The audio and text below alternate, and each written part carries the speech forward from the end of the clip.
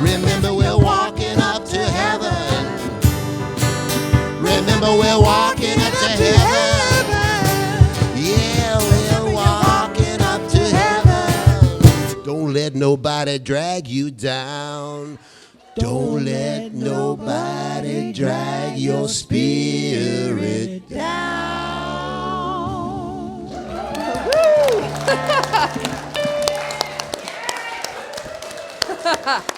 Woo!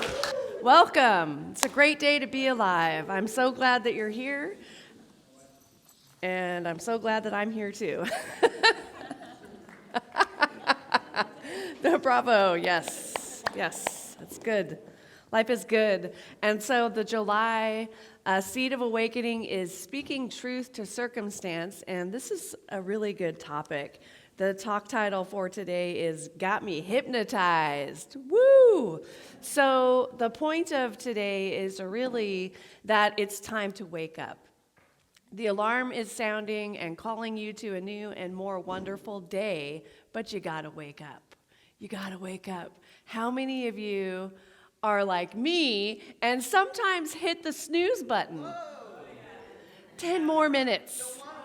I did it this morning and I was like, 40 more minutes. I stayed up a little late last night. We had a Gourmets for God event. Thanks to Delon and Denise. We had a beautiful event at their home, and it was just so good. These events are so wonderful, you guys, to just hang out together and be outside of Sunday mornings and outside of Sunday classes. There's no stress of doing homework, as Nancy reminded me, and we just get to be together like family and hang out. That's what we're up to, you know. And so, I stayed up a little late and I hit the snooze button. But I needed to wake up, and I knew I needed to wake up. So I did wake up, just after a couple of snoozes.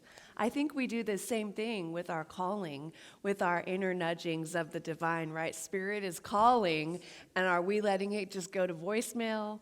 Or Spirit is sounding that alarm, it's like, hey, this is your time.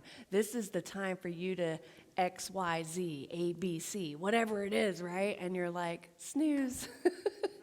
Snooze, I'm busy right now. Maybe later. Now's the time, my friends. It's time to wake up. So we're all here, so we're already awake. Obviously, we had to be awake to drive here, right? Not that kind of awake, spiritually awake.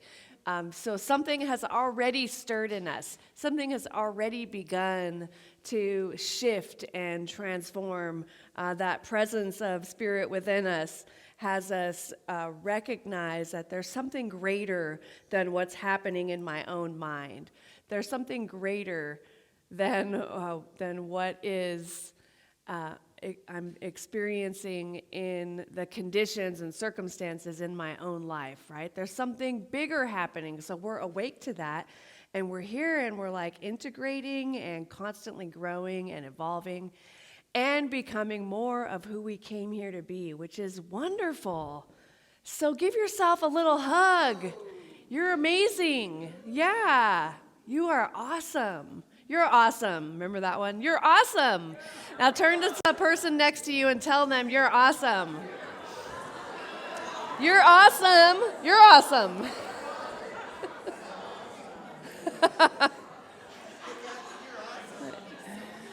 You're awesome. Okay, a lot of awesomeness in the house. Yeah. Doesn't that feel good? Right? We're awesome. We're here. We're doing this thing called life. We are aware. We're awake. We're alive. This is a beautiful, beautiful day. Now, growing up, most of us were taught about life and how things work.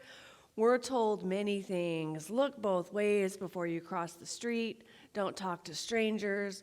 But we're also told about who we are in relation to our higher power. We're told about our worth and our value. And maybe, we've been conditioned to not understand or be aware of our own worth or be aware of our own value. Now, Don Miguel Reese, actually, we're told also what we need to worry about, aren't we? Money doesn't Thank you. Everyone knows that one, right? Mom and dad at the table. You better eat that last crumb because people are starving in. Okay, right? Wow. Isn't that fascinating? So Don Miguel Ruiz calls this our domestication in the Four Agreements. And they are like monsters, right, that live within us, that are constantly telling us how to live and how to be and how to move through the world, unless we begin to address them. And so there was a songwriter, Bob Welch, from Fleetwood Mac. Anybody know that name? I'm name dropping. He wrote a song called Hypnotized, and the last verse closes with the words, "Now you know it's a meaningless question to ask if those stories are right, because what matters most is the feeling you get when you're hypnotized." Yeah, wow. So as I mentioned, Don Miguel Ruiz refers to this collective unconscious or collective consciousness as domestication. New Thought refers to it as the collective unconscious or race consciousness, which is kind of an old school term that we don't really use anymore, but we know what that means. It's the collective dream in which we are all so enmeshed that we don't even know that it's a dream. All around us, we're being called to wake up. And as spiritual beings having a human experience, we are aware that things that are occurring outside that is part of the race consciousness or that collective unconscious, we're aware that those don't resonate, right? And we feel a sense of dissonance, and we start to feel uncomfortable in our skin because that's not what we believe and that's not what we know to be true. And so that is the process of waking up. And that process of waking up gets to be uncomfortable because we start to feel ourselves like uncomfortable in our skin, kind of, because it's not matching up. It's not a harmonious experience, you know? So what are we to do? What are we to do? So we're to wake up and to know the truth and to speak the truth to circumstance. That is the seed of awakening for this month. And what that means for us is knowing the truth in spite of the condition, knowing the truth in spite of the circumstance. I was talking to someone this morning who didn't get a call back from someone, and they're expecting to because it's around a living situation, and the person was caught up in that part of they haven't called me back. And so, like, it's not going to happen. But I encouraged her to know the truth, right? Know the truth, and the truth will set you free. Now, if you know the truth, which is they're going to call you back. They're going to call you back. It's happening. So just get used to that. It's happening, and you're already seeing yourself in this new place. Because as we do that, even if that particular one doesn't happen to work out, something better is coming for you. Because that is the way this life works, if that's what you believe.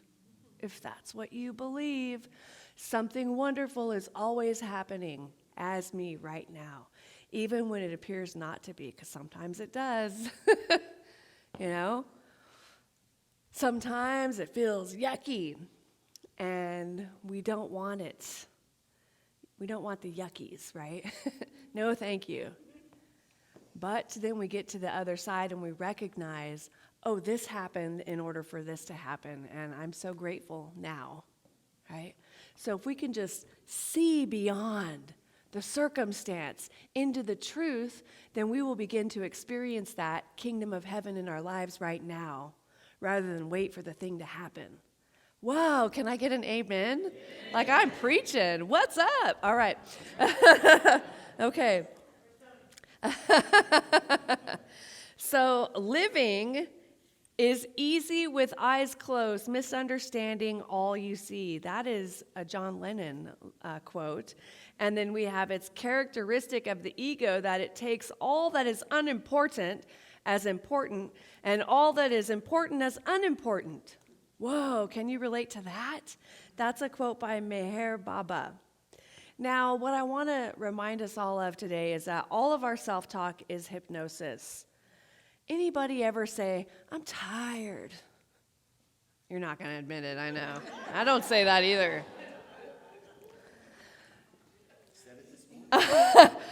I used to say that, but I retrained myself to say, I'm feeling a little sleepy. I'm feeling a little sleepy because I'm tired is just like, ugh.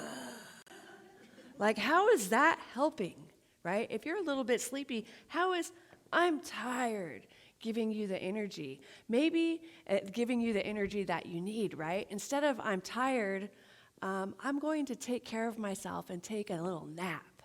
Or I am feeling a little bit sleepy because I stayed out too late last night, you know? We're reframing and rephrasing, but we say I'm tired like it's just something that we learned and we think we need to pronounce it and announce it to the world, but that's not my affirmation for today. I'm awesome. I'm awesome, right? I'm not tired, I'm awesome. And so are you. And so it's about our self-talk. All of our self-talk is hypnosis. Now, when I was in, I don't remember exactly. I think it was before I was even a practitioner, but I was really close friends with my minister at the time, Dr. David Bruner, and we were going to the gym together, and we were housemates, and I had this great opportunity to learn about ministry by living with the minister, you know. It was fascinating, and now apparently I thought it was awesome because here I am today, and so we would go to the gym, and I remember him saying, watch this person. I'm going to ask how they're doing today, and they're going to say, I'm tired. And I'm like, what? And so sure enough, he said, most of the people in here, that's what they say. It's crazy, right? And I'm like, okay. And so we're walking around, you know, finding our little weights and stuff, and sure enough, hi, how's it going, you know, Lisa? And she sure enough said it, I'm tired. And it's like, okay, yeah, good, all right. And then the next person, hey, how's it going today? Oh, yeah, I'm tired. And he's like, see what I mean? Why these people are just tired? Why are these tired people? What are they doing at the gym? Right? Hypnosis. Can you see how if you're constantly saying I'm tired, that is creating something for yourself in your life? I'm tired. I want to go, but I'm tired. I'm tired. I want to finish this talk, but I'm tired. I'm just going to sit down. Maybe Anna can do it. You know what I mean? Right? It's funny, yeah? It's funny because it's true. So that's a way that we are hypnotizing ourselves. All of our self-talk is hypnosis. If you're saying to yourself unconsciously or consciously, I'm not enough, that I don't deserve this can't happen for me, and so it is, you know? If you're saying, I'm awesome, the universe is conspiring for my good, this is going to happen, or something better, this or something better, you are hypnotizing yourself, here, right? Hypnotizing yourself into believing that. There's nothing wrong with that. There is nothing wrong. Everything is right with that, you know, because we have a choice. We have a choice. We get to choose how we're moving through the world, with our negative thoughts and beliefs or with positive. Now, your friends might think, whoa, what happened to them? But they're going to want what you have because of your positivity, because they see that you're glowing and you are radiant and you are vibrating at such a high frequency that they want what you have. That's already happening for us, right? Friends are like, wow, where do you go? I'm going to go check that out. I see a lot of new faces here. They heard about it. So Michael Beckwith said, many of us are walking around in a trance. It's time to wake up. So for me, we've been hypnotized. We're in a trance state. We've been hypnotized. What have we been hypnotized by? Our upbringing, the news, CNN, Fox, whatever flavor you listen to, right? Or read, the newspaper, the news.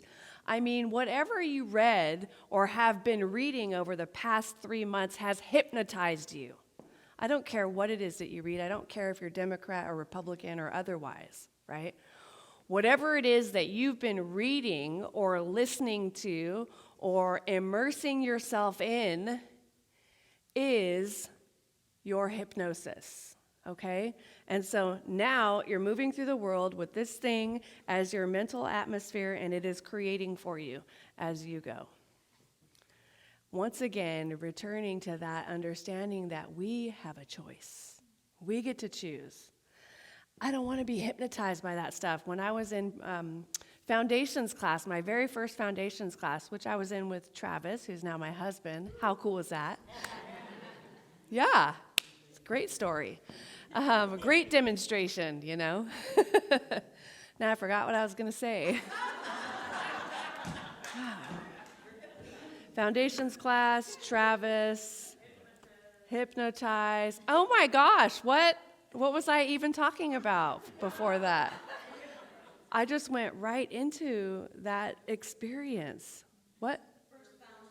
First foundation. What? Just before that. What? Rewind. Yeah, never mind. All right. Newspapers. Oh, there we go. Newspapers, media. In that moment, I thought, I wonder what I actually think. Like, what do I actually believe? Like, what's mine? What are my thoughts about this? And I realized I'm turning everything off. I'm not going to watch the news. I'm not going to read these newspapers.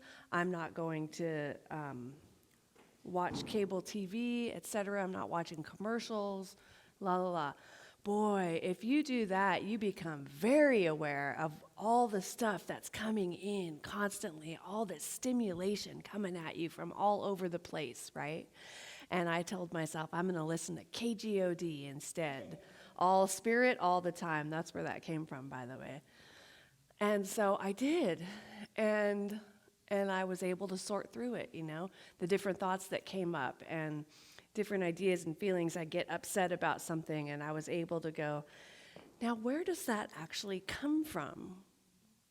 Because right now I can tell myself that as I'm experiencing this, I don't really care, but I'm acting like I really do, right?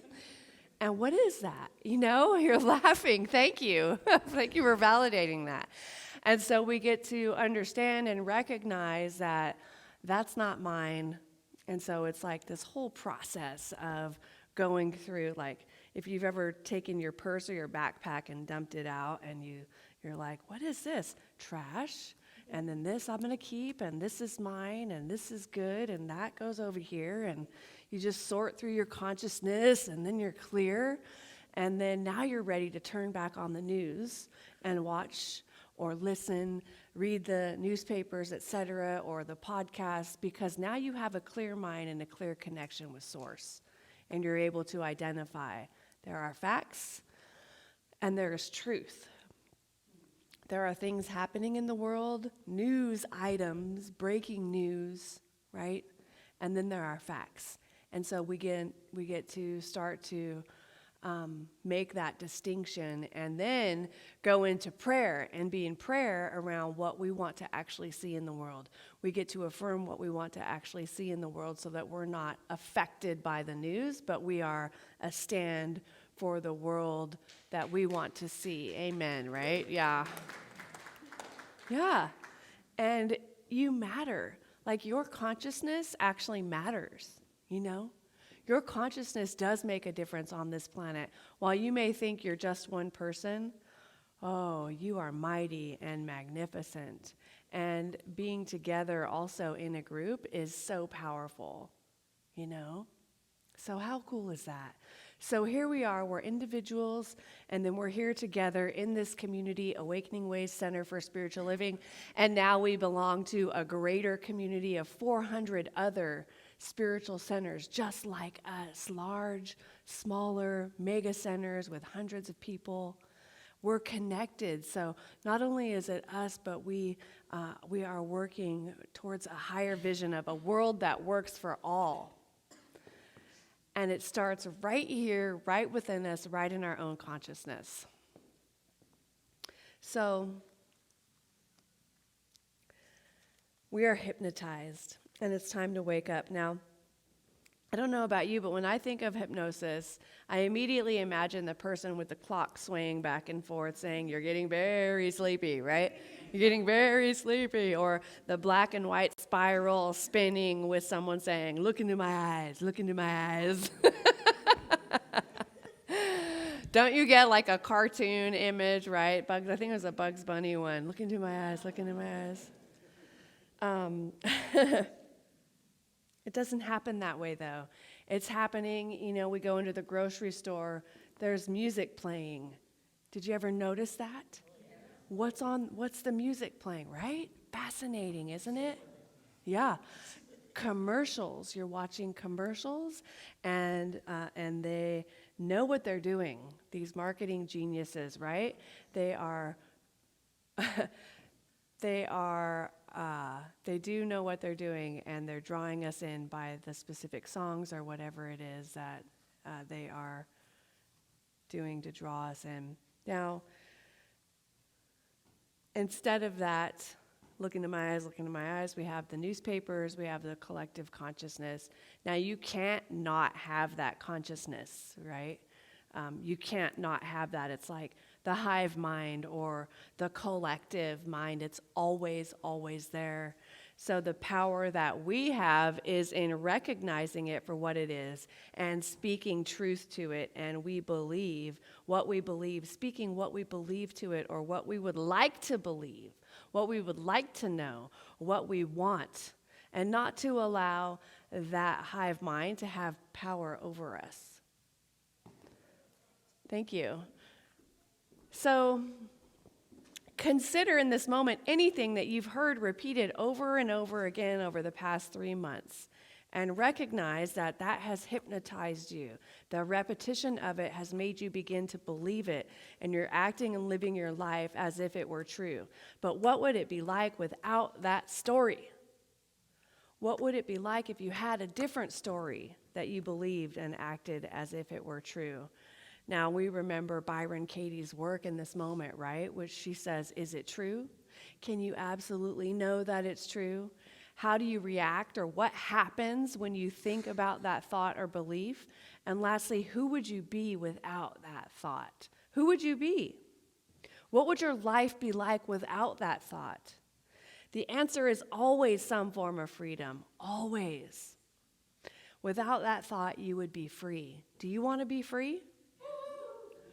Thank you. We got one person. Do you want to be free?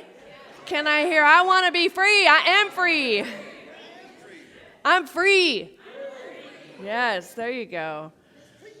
So there's a new hypnotist in town, Reverend Elizabeth, and I am pulling you into believing that you live and move and have your being in God, that everything is working for your highest and greatest good, that there is nothing against you, that all of your needs are met, that you deserve to live a life that you love, you deserve to be happy, joyous, and free, that you are actually in nirvana right now. Right? Amen. This is enlightenment. This is it right here, right now. And all of the problems and messes that we've gotten ourselves in and out of, we're here right now, awake, alive, alert, in nirvana. Yeah. Woo! It's time to celebrate that. Yeah. Wow. This is heaven, friends.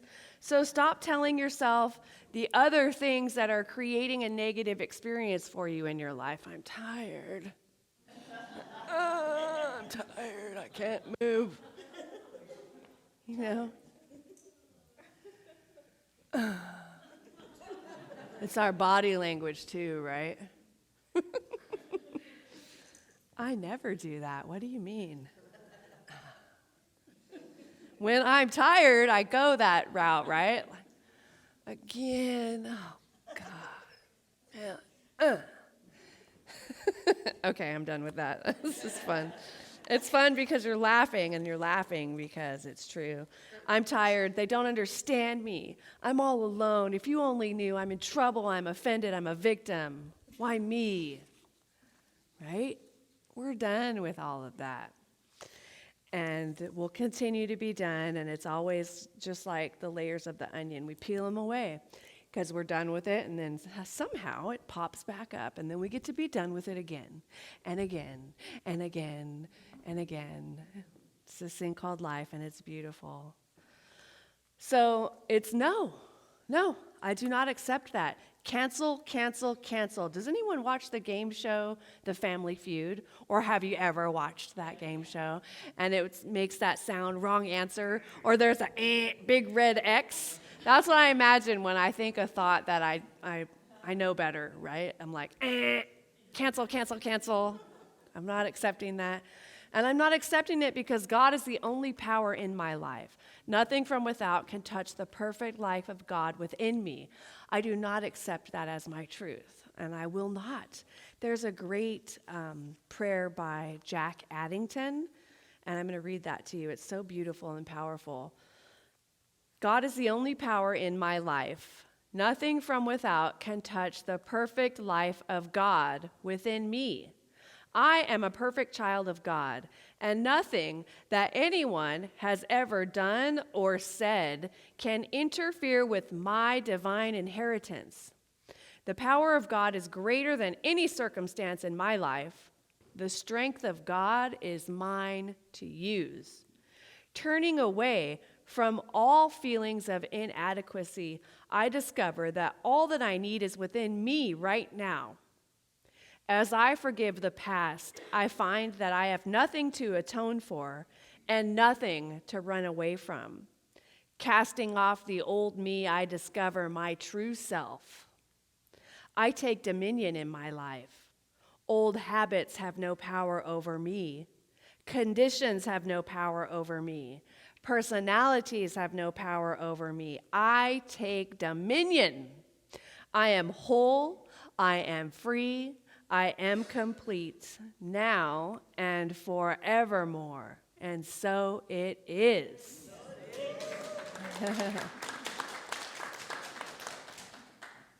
Now you're going to repeat after me. God is the only power in my life. Nothing from without can touch the perfect life of God within me.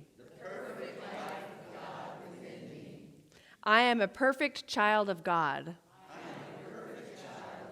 And nothing that anyone has ever done or said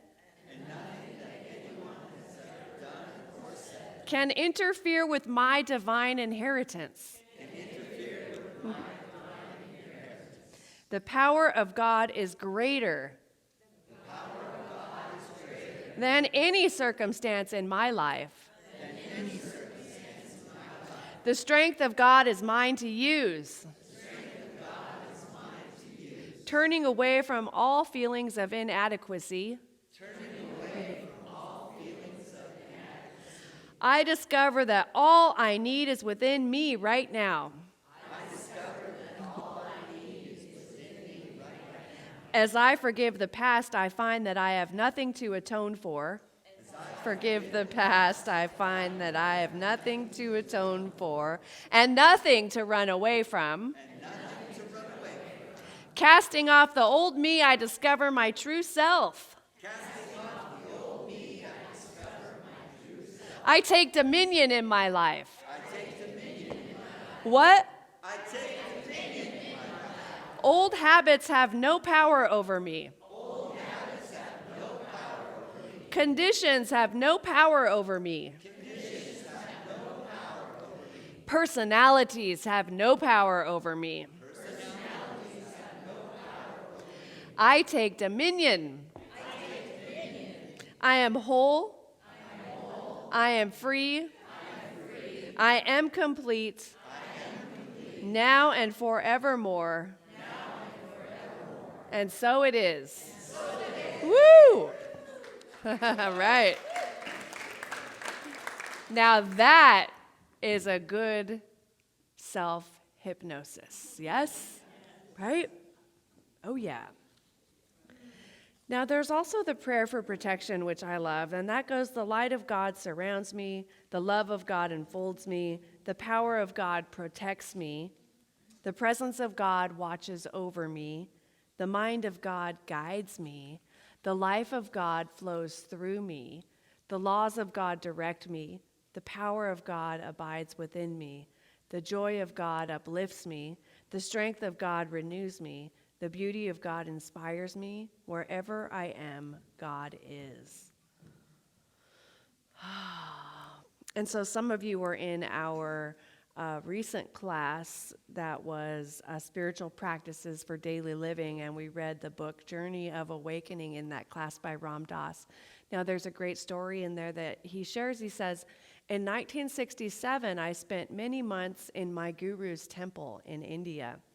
I recall receiving a letter from Allen Ginsberg describing the Chicago Convention and the revolutionary protest of many people who I knew. For a moment, I felt as if I were escaping the world by sitting in this temple in India, leading a simple, quiet life. I thought I was copping out. It was as though I were at a rest camp far from the action, and my friends were out on the front lines, truly helping mankind find and build a better world. At the time, I was studying the Bhagavad Gita, which is the story of Krishna's injunction to Arjuna to fight in a battle. As I reflected more deeply, the Bhagavad Gita helped me realize that it is often easier to fight an external enemy than to confront one's own inner demons, and that my inner work did as much for my fellow man as for myself. Indeed, this was one of the front lines of the battle, deepening my own inner being to feed others. Perhaps I thought I was the one on the front lines while they were holding back from the ultimate confrontation. He says that later I realized that one needn't judge who was better or worse. We simply have different parts that we're playing in this drama. And so I'm reminded, my friends, that we can't change the projection on the screen outside, right? We've got to change the film. We've got to change the story within us, the story that's projecting out to the external world.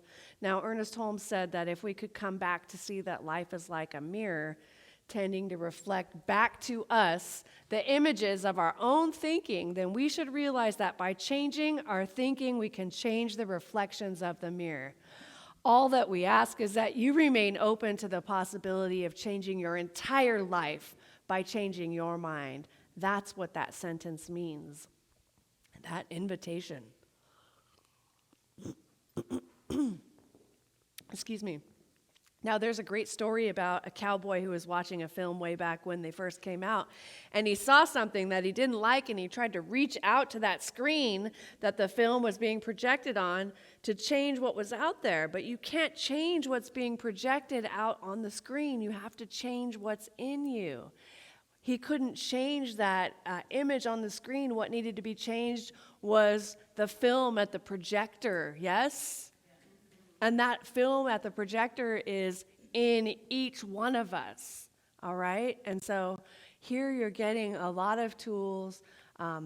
If you sometimes, our unconscious is so deep that we don't know what it is. We can't describe it. It takes some time at times, right, to recognize and be clear about what it is that's getting projected. So in the meantime, we can use these tools, use these readings, pick up a spiritual book. We'll send out both of these prayers and have that be a prayer that you speak daily, right? And come back to that. Anytime you start to feel a little wonky or a little wobbly out in the world, come back to that particular prayer or come back to that text or that reading. Have spiritual books around you. The Science of Mind textbook is a great one, or the Science of Mind magazine that you can just pick up because you can't think two thoughts at once. And so you can pick up these amazing books and hypnotize yourself for the good because this is your life and you deserve it. You deserve to live a life of love. So,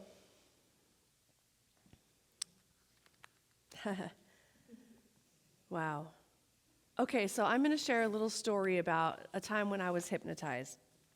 Now, I think I was around 20 years old, and I felt the need to have some sense of control in my life.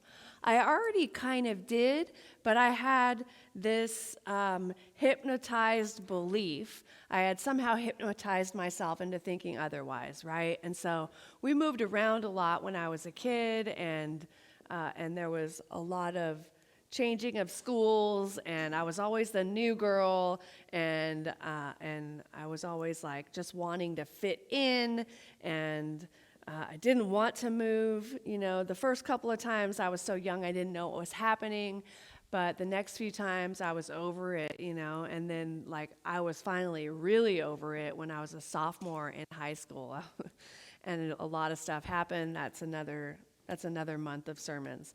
But for today, there was an experience. So just so you know, I am 145 pounds today. That's my weight for today. And back in my 20s, I had gotten all the way down to 110 pounds. Like I was supermodel skinny. And I would look in the mirror with absolute loathing. I didn't like how I looked. I just didn't like myself. Why? I was hypnotized, self-hypnosis. I was unhappy, and I thought that being skinny would make me very happy. And so I wasn't eating. Like I had an eating disorder and allowed myself to get down to that very low weight, 110 pounds. That's literally not eating for like 4 days, right? And then, it was bad. So some kind of hypnosis, like I was unhappy, and I thought that being skinny was going to make me happy. Like, where did that even come from? Where did that come from? Like who? Magazines, advertisement, school, comparing myself with others, TV shows, all of the above, yes? All of that. And so what I needed was to create happiness for myself, but I didn't know how. I needed an internal transformation. Thankfully for me, that at some point I realized that this whole starvation thing wasn't working for me, right? It wasn't working for me, and one of the primary reasons for that awareness is because there was a person at my job who asked me if I was okay. They had noticed my weight loss. It was the chaplain at the convalescent hospital that I was working at. Now, it was a beautiful experience to chat with him. He was so gentle about it. He said that he had noticed that when his daughter was unhappy, she tended to eat less and would lose some weight. And he always knew that something was up with her when that would occur. And when she was happy with her life, she would eat more, and she was in a celebration mode and loving things, and she always would put on a few more pounds. And it wasn't like she would become overweight, but he knew she was happy because she looked healthy. And so he asked me if something was going on in my life, and in that moment I realized that nobody else had asked.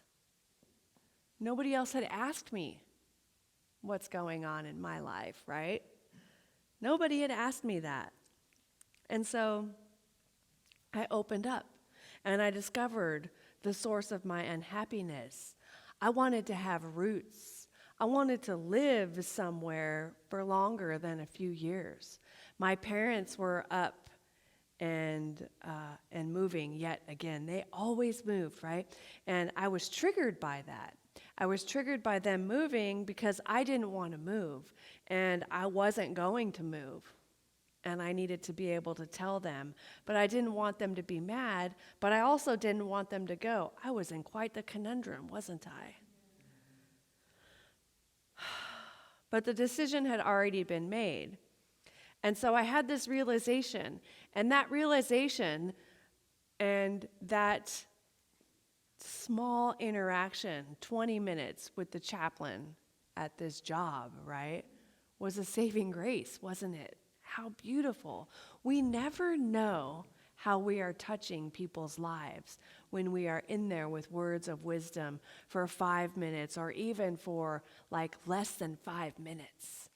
We matter, you matter, your consciousness makes a difference. But that realization, my friends, combined with passing out a couple times and having some kind of convulsions from starving myself, allowed me to become aware that I think I need to eat. I need to eat. You can laugh, it's all right. I need to eat, right? I need to eat, and I need to get over this, and I need to address my low self-esteem because this isn't working. This is not working for me. And so I did, and I slowly improved, and now I'm 145 pounds. But the point of, thank you. Yeah, I feel gorgeous. Like I look in the mirror and, it took a couple years after that, but I love who I am. Even when I gain a little bit of weight, I'm like, yeah, that burrito was bomb, dude. Right? Because why? Bless our food, bless everything we're putting into our bodies.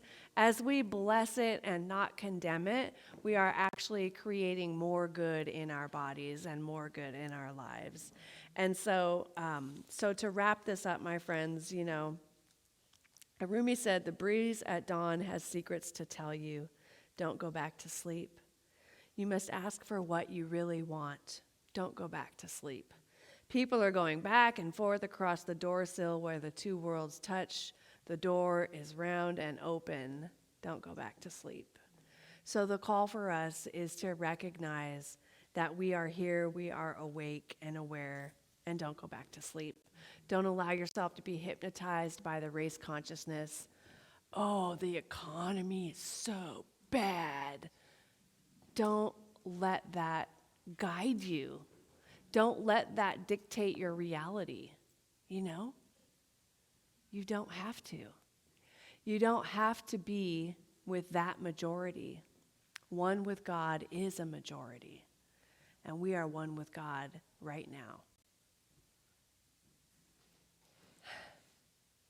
All right, I'm going to invite, she's giving me air claps, thank you. I'm going to invite Travis up now to get us ready for our closing prayer. And while he does so, you can, shake your legs, shake your arms, shake your legs, scratch your nose, do that religious science shuffle, move your arms, right? Stretch out, whatever you need to do. And just be present and know that there's also some questions that you can ask yourself, but we'll go into those after this prayer. Shake it out. And then I invite you to close your eyes if it feels comfortable for you to do so. And if not, you can just gently rest your eyes like about 3 feet in front of you. Rest your gaze.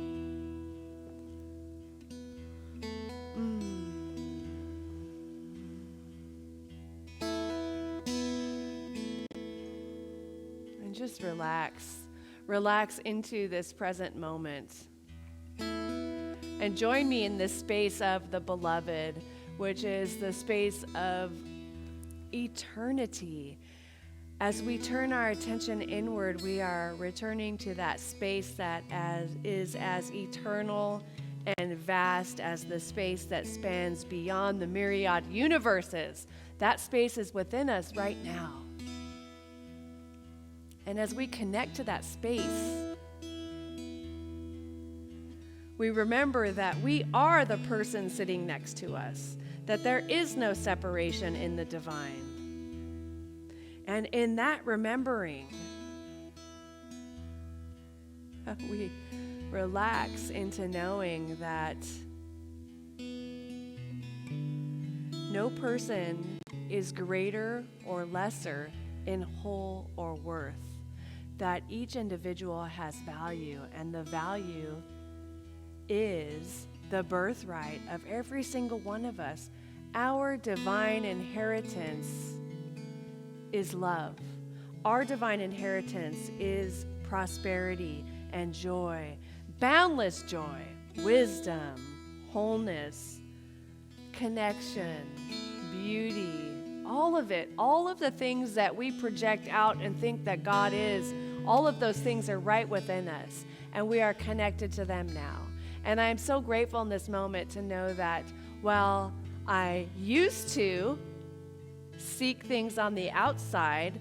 Maybe I used to seek external validation. Maybe I used to seek attention. Now I know that I have all of the attention in the world right within me. I have all of the validation in the world right within me. All of my needs are met. And I know that this is true for each one of us. And on this day, July 9th, 2023, Sunday at 11 a.m., we have broken the hypnosis with the hive mind. We are no longer allowing ourselves to be hypnotized by negativity, to be hypnotized by the news or by marketing or by anything that would try to pull us away from the truth that we know about ourselves and our lives. I'm so grateful for this, and I'm so grateful to know that each one of us remembers that as we go forward from here, we have taken dominion in our lives today. We are naming and claiming what we want for ourselves in our lives. We are feeding our consciousness with good and more good, and experiencing that good everywhere we go. And we are sharing this good, which is the light, this bright light of mine, I'm going to let it shine. And we are shining our light out to all. And it is so beautiful. It is so bright. It is so magnificent. That Spirit is matching that light and bringing even more of it into our lives. How does it get any better than that?